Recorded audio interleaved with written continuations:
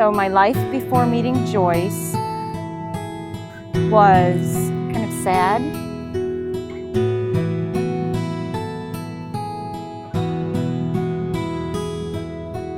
My mother was mentally ill and in and out of mental group homes and hospitals.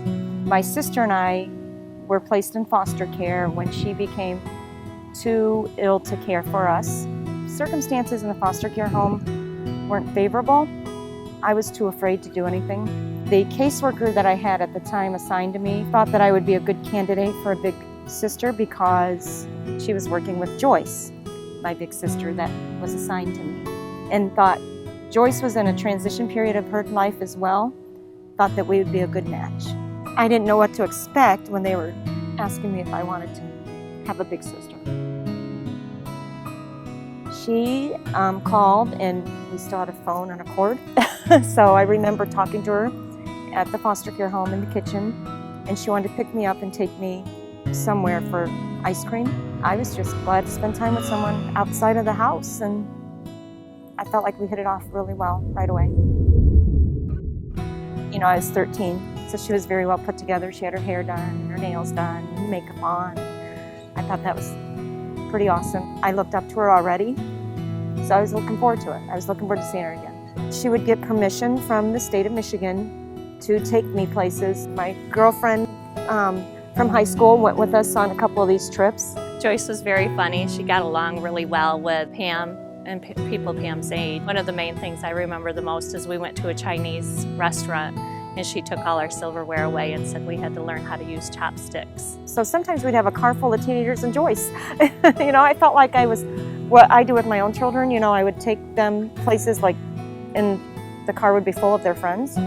I felt like that's what Joyce was doing with me. The whole relationship with my mother, Joyce encouraged. Joyce never ever tried to take the place of that. So when I began to drive and when I was going to college, Joyce would continue to call me and be part of all the monumental things. But then she would always at the end say, don't forget to go over and share this with your mom too. I remember the counselors pretty much told me I wouldn't go to college. And Joyce said, well, why not? She said, find something you're good at and then go do what you want to do. Joyce made all the flowers for our wedding. When we had our oldest child, her name is Rachel Joyce, after Joyce. She drove 2 hours to Fort Wayne and did laundry, cooked a meal. Joyce was such a good cook that's what I really remember about Joyce first time and beyond. She always was almost a gourmet cook. I don't think Pamela would be who she is today without Joyce, and I'm very thankful for that because I'm the beneficiary. Maybe 2 times a year we go down there in Fort Wayne and go to their kids' volleyball games, and we were included in their family. When she had her first knee surgery, I came and I helped her. You know, women need women. Women need women. Women need women.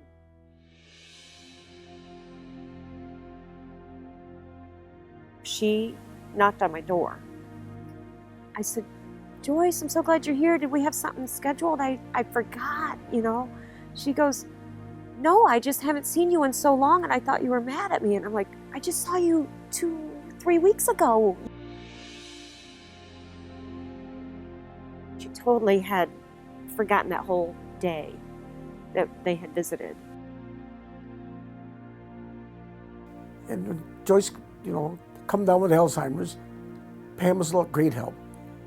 She came here and helped when she could, whatever she could do. And it cheered Joyce up. I could tell when Pam came to the assisted living, she perked up.